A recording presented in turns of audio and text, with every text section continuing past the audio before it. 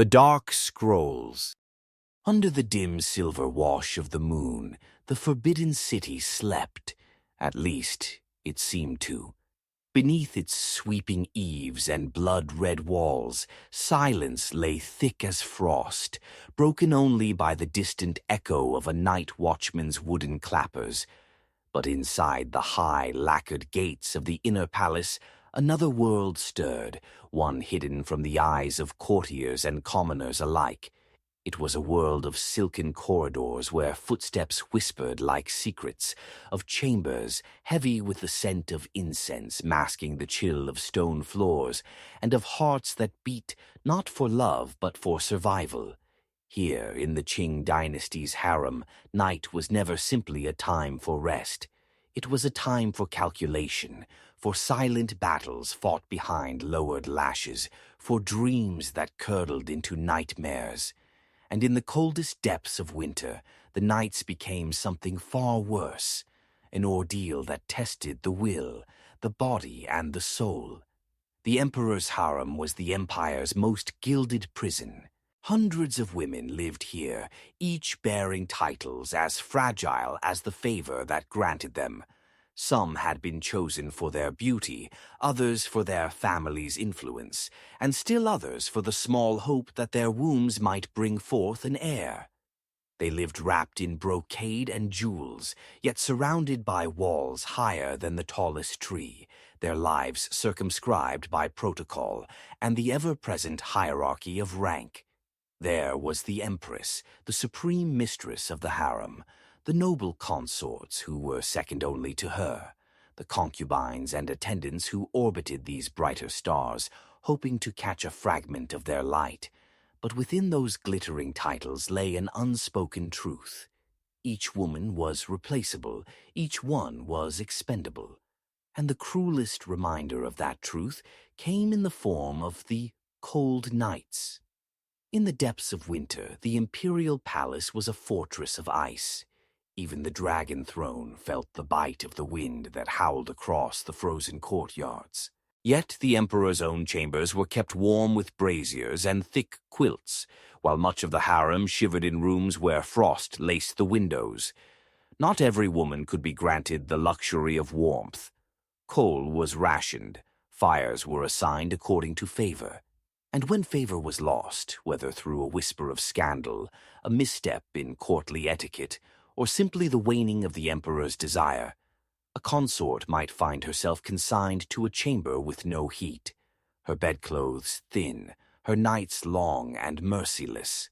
The cold palace was not always a physical exile to a separate building. Sometimes it was simply the slow, calculated withdrawal of every comfort until a woman faded into quiet obscurity. Tonight, the empress herself lay awake, the canopy above her bed embroidered with golden dragons that gleamed faintly in the moonlight.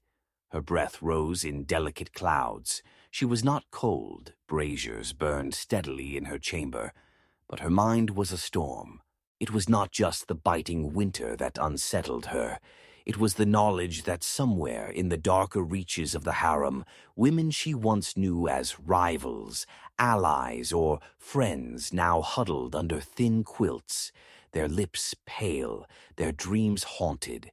She had seen it happen countless times, the slow decline of a woman once vibrant, reduced to a shadow until the court forgot her name.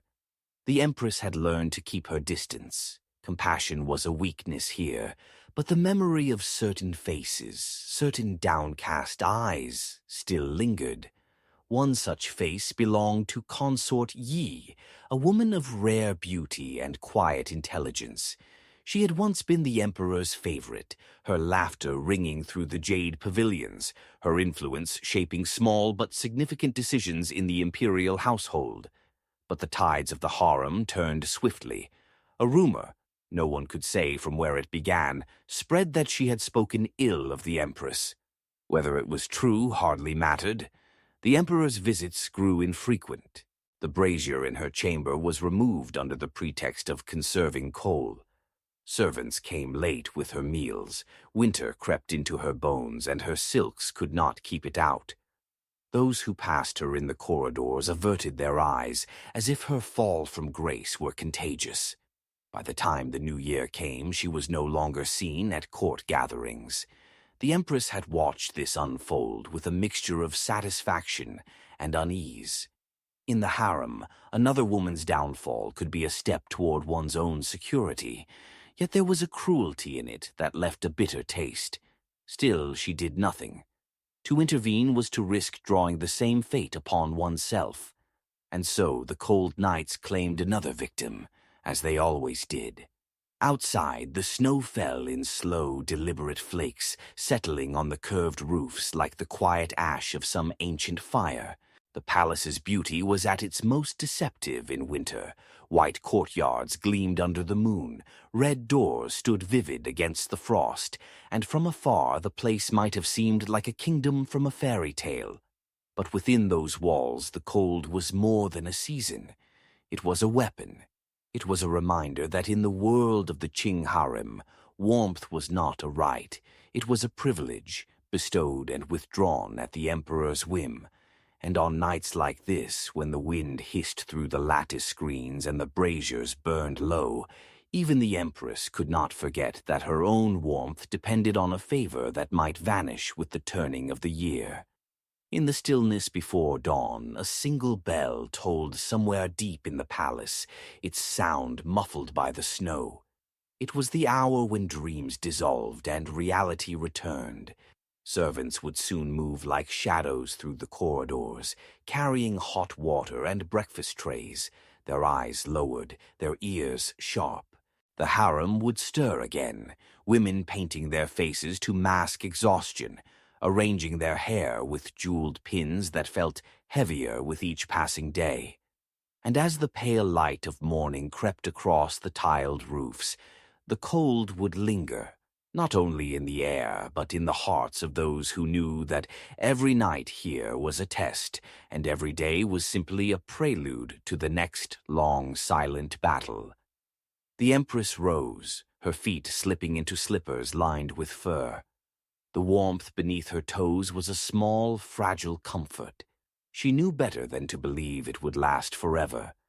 The dawn came not with a blaze of gold, but with a pale, watery light that bled reluctantly into the palace courtyards. The snow from the night before still clung to the stone pathways, each flake hardened by the frigid air. Servants moved quickly but silently, their breath misting in the cold, their hands tucked into long sleeves to preserve what little warmth they had. Inside the Empress's chambers, the braziers still glowed faintly, their heat just enough to ward off the chill. But beyond those doors, the air bit at the skin like tiny blades. It was in this half-light that the intricate machinery of the harem began its day, a ballet of ritual and hierarchy performed with clockwork precision, each movement a testament to the invisible web of rules that bound every woman here. The Empress sat before a polished bronze mirror as her maidservants worked in silence, their fingers deftly coiling her hair into the elaborate style befitting her rank. Pearls the size of grapes gleamed in the dim light, their pale sheen a contrast to the jet-black hair they adorned. She studied her reflection without really seeing it. Outwardly, she wore the same serene composure that had served her so well, but inwardly her thoughts were far from still. The memory of Consort Yi's slow disappearance gnawed at her, not because she mourned the woman, but because she understood the mechanism that had destroyed her, and knew that, in the right circumstances, it could just as easily destroy her own place. Beyond her private rooms, the corridors were filling with the low hum of the day's activity. Young concubines in pastel silk gowns moved in small groups, their eyes downcast, their laughter muted, but their ears keen for any fragment of information that might prove useful later. Gossip was the true currency of the harem. A misplaced glance, a whispered word, the faintest change in the emperor's mood, these were noted, weighed, and passed along in the shadows. And on mornings like this, when the cold sharpened the senses and made every interaction feel more brittle, gossip spread even faster, curling like smoke under closed doors. It was in one such corridor that the Empress encountered noble consort Hua, a woman as brilliant and dangerous as a shard of ice. Draped in robes of pale green embroidered with white cranes, Hua moved with a grace that seemed effortless, though the Empress knew it was honed by years of calculated self-control.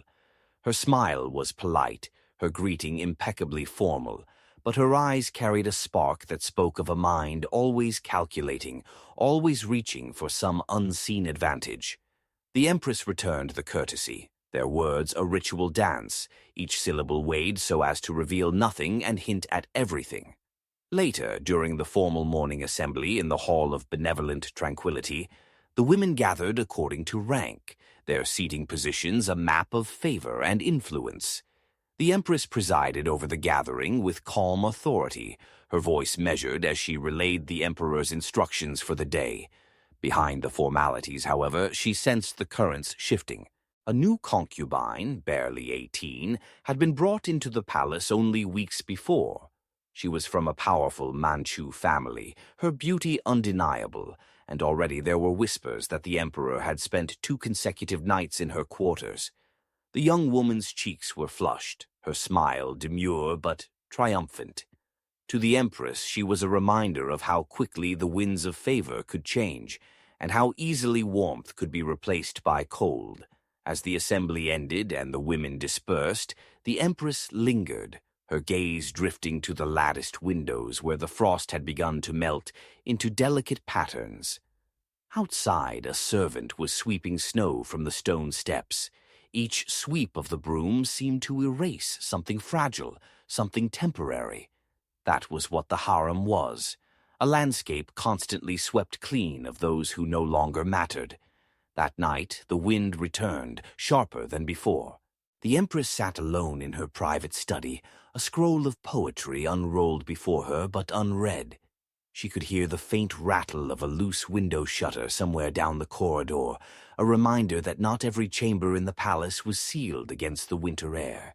She imagined Consort Yi in her unheated room, huddled beneath thin blankets, listening to the same wind. She imagined the new concubine in a chamber, glowing with warmth, the Emperor's laughter low in the lamplight. And she imagined herself in both positions, favored and unfavored, warm and cold, remembered and forgotten. The palace was not just built of stone and wood.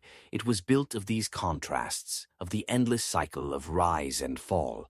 And the cold nights were not only a punishment for the body, they were a message to the soul.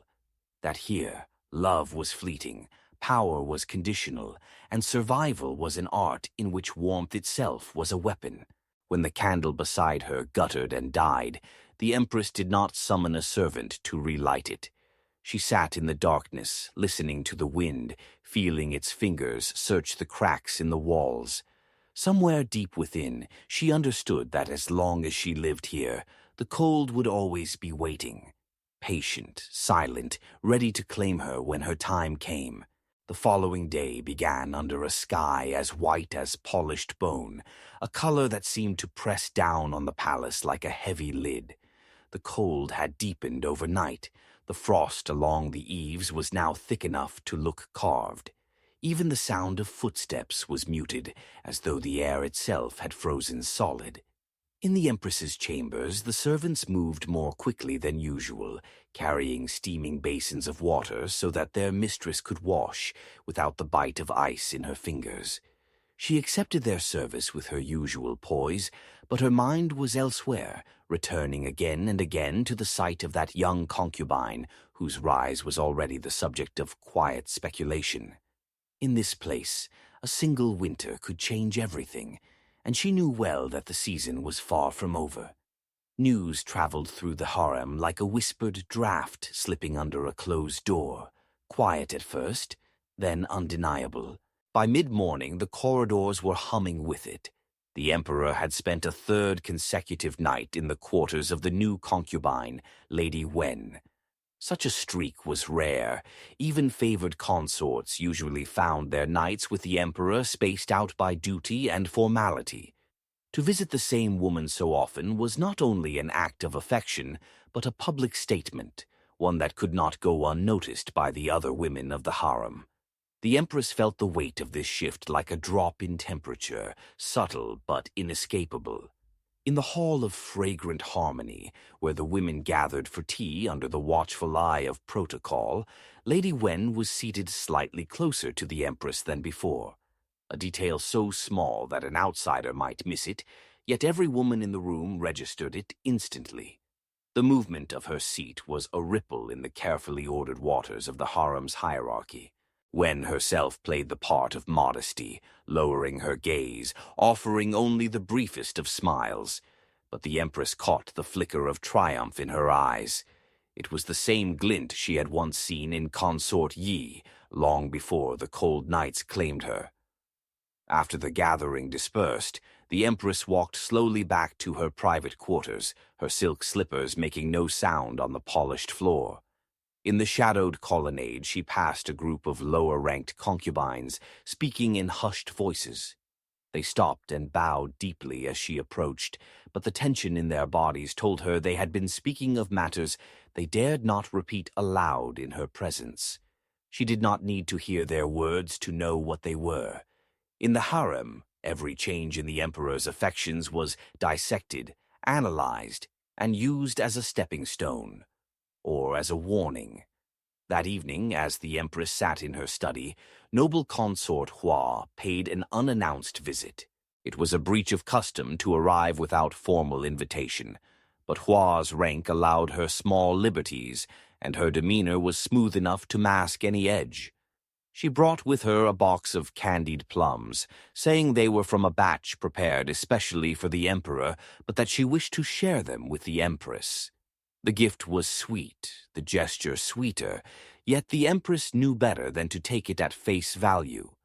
In the harem, gifts were often the wrapping for a question, and questions were the wrapping for a plan. As they sat together, sipping hot tea, Hua's conversation drifted toward the subject of Lady Wen. She spoke of her beauty, her youth, her cleverness, always with the tone of one offering idle compliments, but her eyes remained fixed on the Empress's face, searching for the smallest crack in her composure. The Empress responded with polite neutrality, neither praising nor criticizing, a wall of words that gave nothing away. Still, she felt the pressure of the exchange.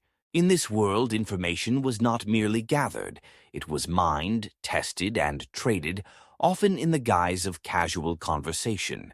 When Hua departed, the Empress lingered in the quiet. Outside, the wind had picked up again, rattling the bare branches in the palace gardens. She thought of Lady Wen, warm in her chamber, and of the countless others who lay in cold, unheated rooms, waiting for a summons that might never come.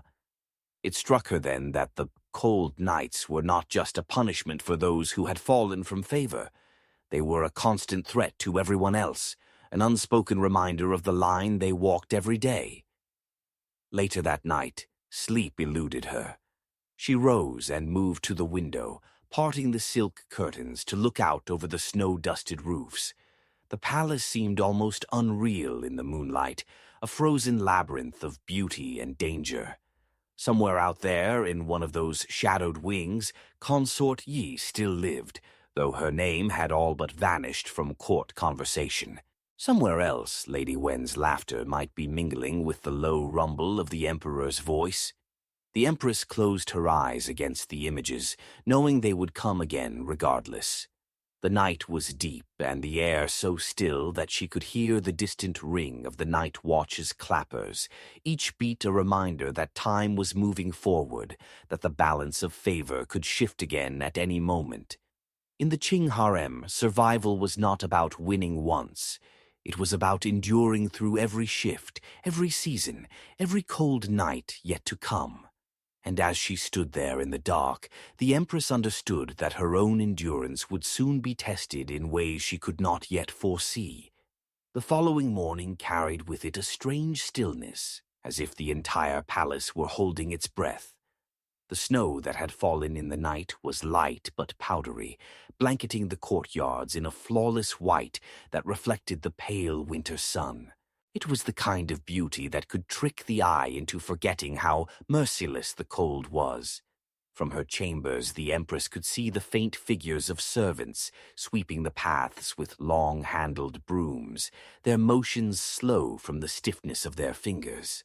Somewhere far off came the soft creak of a gate opening and the muted rumble of carriage wheels, signs of the day's formal business beginning beyond the women's quarters.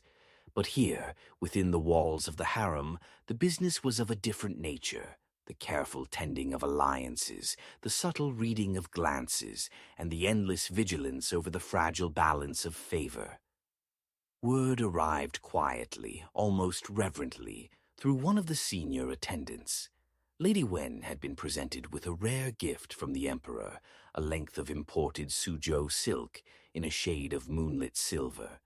Such a gift was more than fabric. It was a public seal of approval, a statement that her position was now strong enough to be acknowledged openly. This kind of recognition was dangerous for everyone else. The Empress felt the shift as though the floor beneath her had tilted ever so slightly. She could picture the ripples spreading through the hierarchy, the sudden tightening of smiles, the quiet resentment simmering behind lowered eyes. Favor, she knew, was as much a weapon as exile. By midday, the winter sun had reached its highest point, casting sharp angles of light through the lattice windows of the Hall of Benevolent Tranquility. The women gathered for a ceremonial luncheon, each dressed to perfection despite the cold. The air was perfumed with warm spices from the dishes laid out before them, yet under the sweetness lingered a current of tension.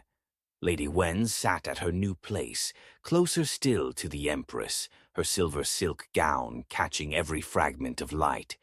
She smiled modestly when spoken to, her voice a soft ripple in the room, but there was no mistaking the certainty in her posture. She knew she was watched, and she welcomed it. The Empress, outwardly serene, engaged her in small talk, asking about her family's winter traditions, her favorite teas, the embroidery patterns she preferred. Each question was harmless on the surface, but each answer was weighed. Beneath the warmth of her tone, the Empress was assessing her. How quickly Wen adapted to the demands of her position, how she handled attention, how she navigated the unspoken rivalries. Every move in the harem was a test, and some women did not realize they were being tested until it was too late.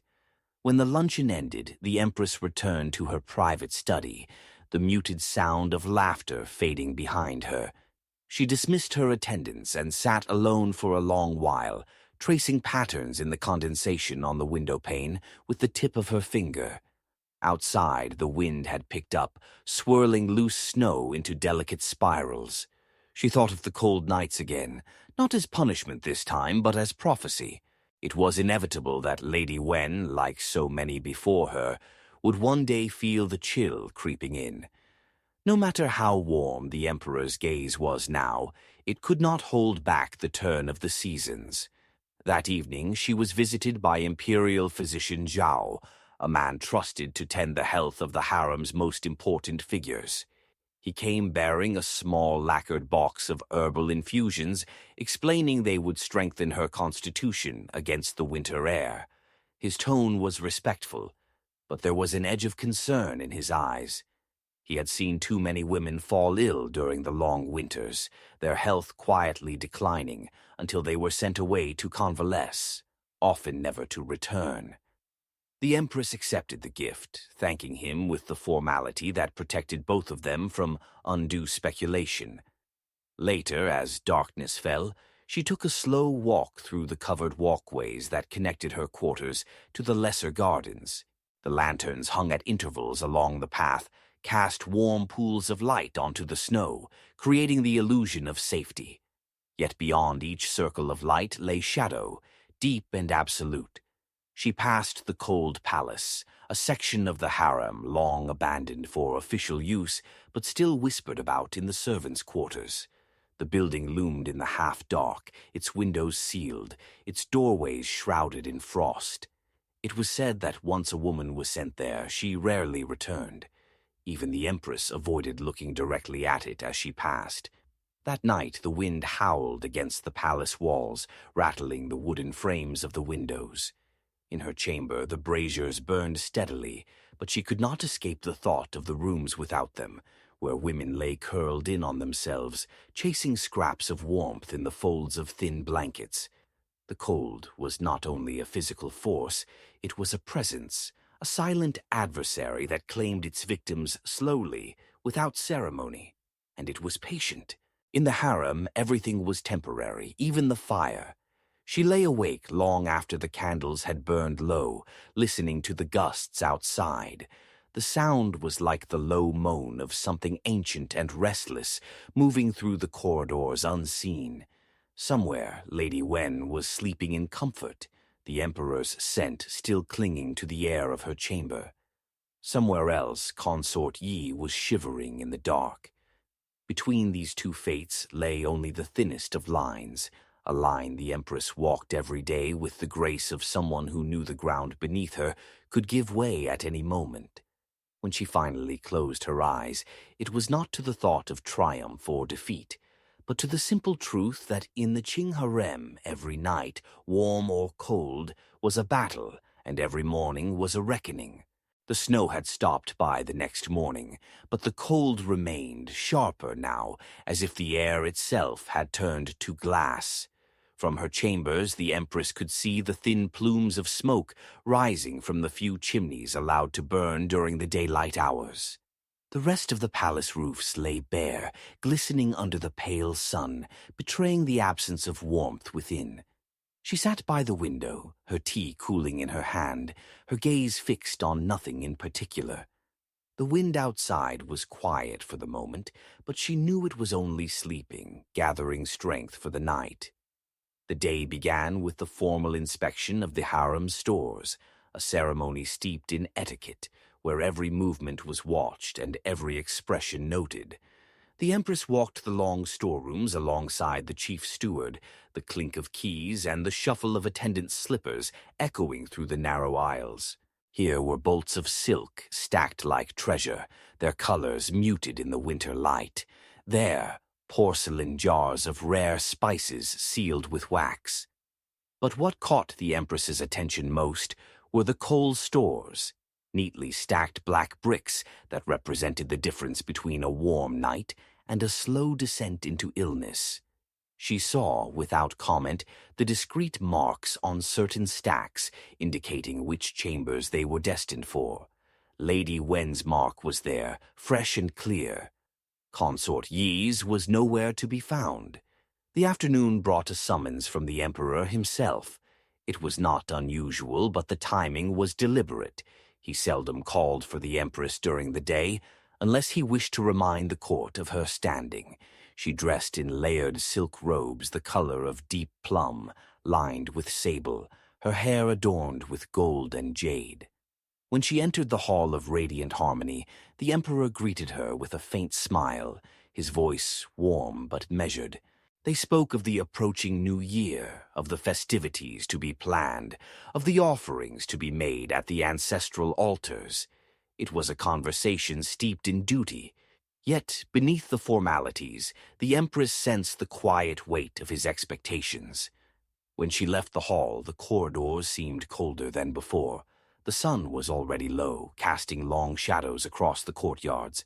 She passed the imperial gardens, their ponds frozen solid, the surface reflecting the dying light. A group of junior concubines walked ahead of her, their heads bent close together, their breath mingling in the cold. She knew they were speaking of her, though their voices were too low to catch. In this place, she had learned long ago, silence could be louder than words. That night, as the wind returned, she received an unexpected visitor. An elderly maid who had served in the harem for decades, her face creased like folded silk.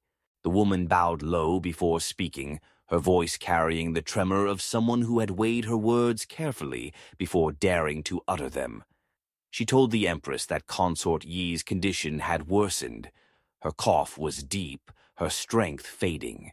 The cold had settled into her bones, and the attendants assigned to her were too few to care for her properly. There was no formal request for intervention. Such a request could not be made without risk, but the meaning was clear. The Empress listened in silence, her hands folded in her lap.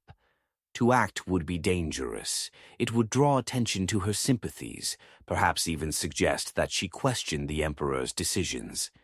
But to do nothing was to let Yi slip quietly into the oblivion the harem reserved for those who had fallen from grace. She dismissed the maid with a promise of nothing, but as the woman's footsteps faded, she felt the weight of the choice pressing on her. Later, unable to sleep, the Empress wrapped herself in a heavy cloak and walked alone to the veranda outside her chambers. The moon hung low over the palace roofs, pale and cold, its light pooling in the snow. She thought of Yi lying in her freezing room, of Wen sleeping in warmth, and of herself balanced precariously between them. She knew that in the harem, mercy was a luxury few could afford, and yet the thought of doing nothing left a hollow ache inside her. The wind swept through the courtyard then, carrying with it the faint creak of the cold palace's frozen timbers. It was a sound she had heard many times, but tonight it seemed closer, as if the building itself were watching her, waiting. She stood there for a long time, the cold biting at her skin, until the moon slipped behind a bank of clouds, and the palace was swallowed by shadow. When she returned inside, she did not call for more coal or extra quilts, though the chill had settled deep into her bones. She knew that warmth, like favor, was something that could vanish without warning, and that the only true defense against the cold was the will to endure it, night after night, without breaking. The following morning was veiled in a dim, colorless light that made the entire palace look as though it had been carved from ice. The sun was only a pale disk behind the clouds, offering no warmth, and the air was so still it seemed to hold its breath. The Empress rose earlier than usual, her mind restless from a night of fractured sleep. Her dreams had been filled with muffled footsteps in dark corridors, with glimpses of familiar faces vanishing into shadow, and with the cold, always the cold, pressing in from all sides. She moved through her morning rituals without distraction, but her thoughts were far from the present moment. Consort Yi's image hovered in her mind, a woman who had once radiated a quiet grace, now reduced to a flickering shadow in an unheated chamber. The Empress could not rid herself of the memory of the elderly maid's voice, low and urgent, speaking of the cough that had taken hold, of the fading strength in Yi's limbs. She knew how the harem worked. Illness in a woman out of favor was often left to run its course, unremarked, until it quietly claimed its victim.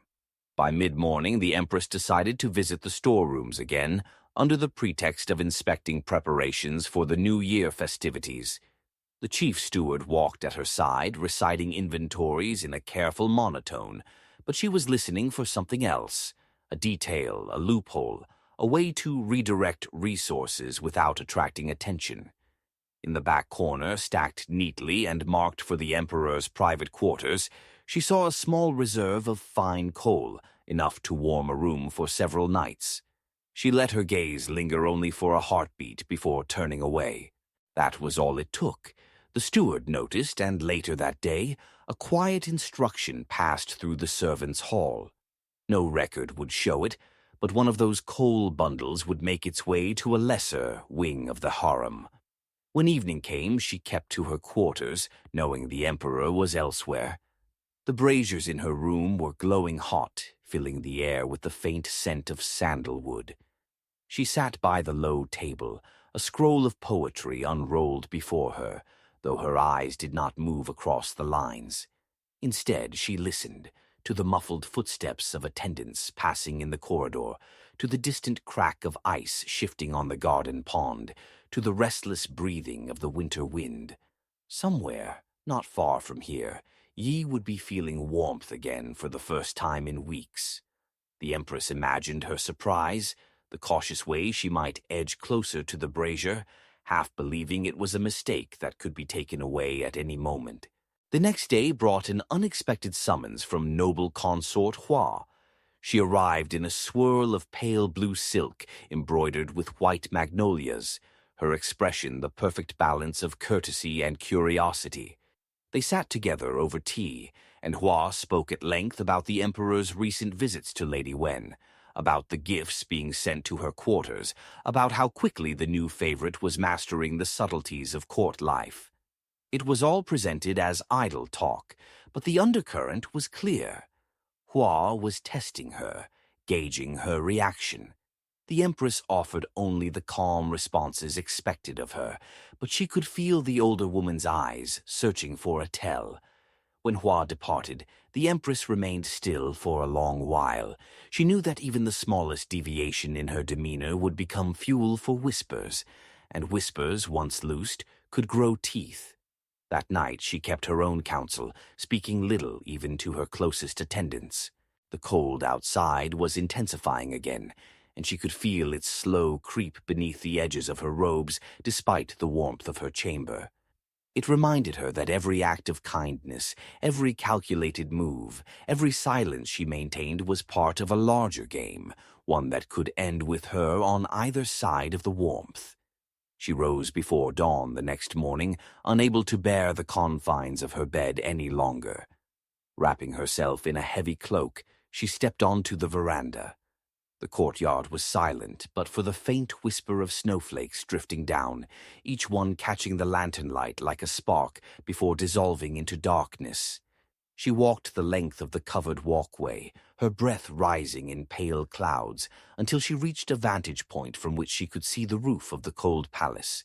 It stood black against the snow, a monolith of silence, its windows shuttered tight. Even from this distance it seemed to radiate a kind of emptiness, as though it remembered every woman who had been shut inside and forgotten.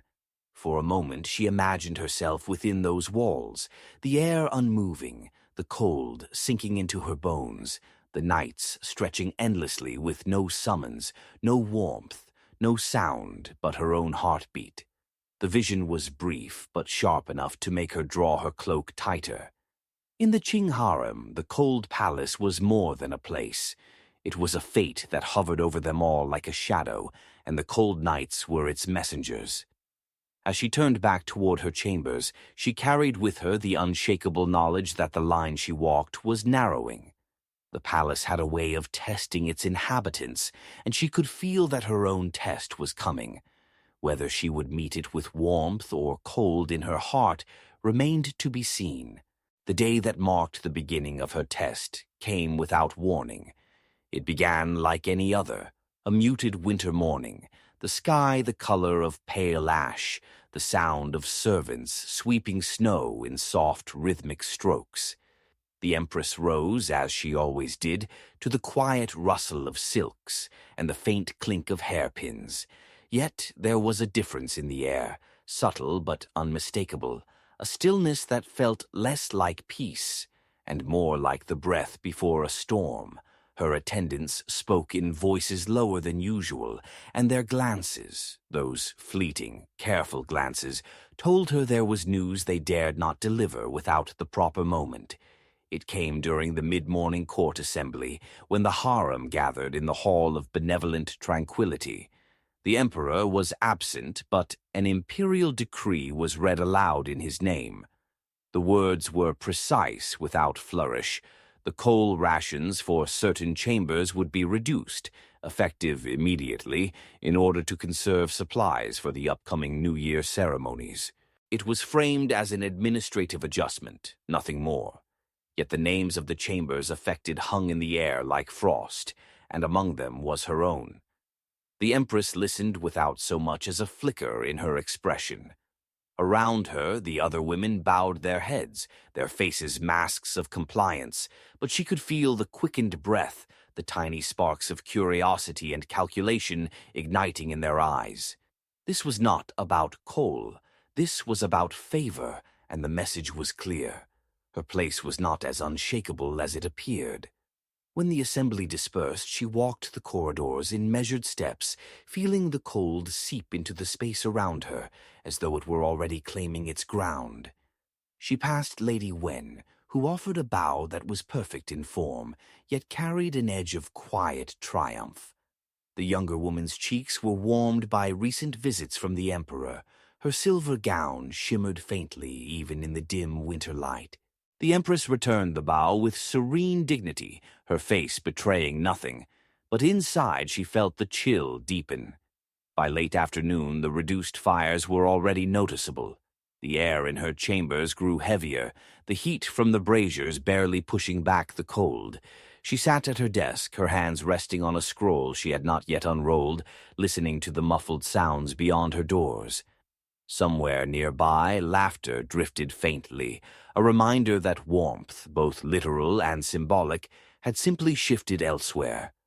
That night she felt the weight of the cold in her bones for the first time in many years. It was a quiet enemy, creeping into the edges of the room, curling into the spaces between her breaths. She refused to add more quilts, refused to call for extra heat. To do so would be to acknowledge the wound. Instead, she sat before the low table, pouring herself tea that cooled before she could drink it. She thought of Consort Yi, of the long nights she must have endured without complaint, and for the first time she understood the kind of endurance that took not just of the body, but of the spirit. The next morning brought with it a subtle shift in the palace's rhythms. Whispers followed her more openly now, the curve of conversation bending around her presence. Noble Consort Hua came to pay a visit, her tones sweet as she spoke of preparations for the new year, of the Emperor's recent good mood, of how well Lady Wen had adapted to her role. Every word was a thread in the same tapestry, the suggestion that the Empress's time in the warm center of favor was drawing to a close. When Hua left, the Empress remained seated, her gaze fixed on the pale light spilling through the lattice windows. The frost on the glass had begun to melt in delicate rivulets, only to freeze again before reaching the sill. It was a perfect metaphor for life in the harem, moments of warmth so fleeting they barely had time to be felt before the cold reclaimed them. That night, the wind rose again, its low howl threading through the palace like the voice of something ancient. She lay awake, feeling the slow ache of the cold settling deeper into her body. Yet her mind was sharper than it had been in weeks. The reduction of her warmth was not just punishment, it was a challenge, one that would test the limits of her composure and the strength of her hold on power. And in the harem, the only way to survive a cold night was to make sure it was never truly yours, alone to bear. She turned her gaze toward the shuttered windows, the moonlight faint against the wood, and made a silent vow. She would not be forgotten in the shadows of the cold palace, nor would her name fade into the silence. The cold had come for her, but she would meet it on her own terms, and when the time was right, she would turn it back on those who thought to use it against her. The cold did not relent in the days that followed. If anything, it grew sharper, more insistent, as though the very air wished to press her into submission. Each morning, the frost on her windows formed more intricate patterns, curling like frozen calligraphy, beautiful and merciless. Her attendants moved about with careful urgency, bringing what warmth they could within the limits of the new ration. They avoided her eyes, not out of disrespect, but because they feared what they might see there.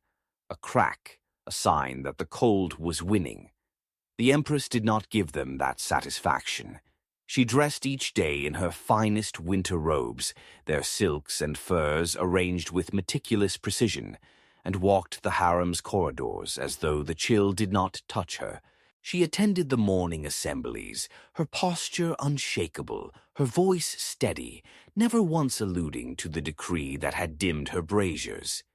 But behind the serene mask, she was measuring the palace, marking the currents that ran beneath its polished surface. She noted who stepped aside for Lady Wen without hesitation, who lingered to greet her, who glanced over their shoulder before speaking.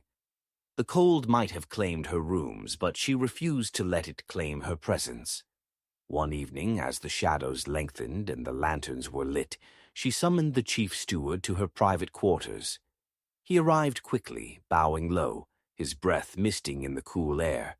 She questioned him about the preparations for the New Year banquet, what dishes were planned, which musicians had been summoned, how the seating arrangements would be decided.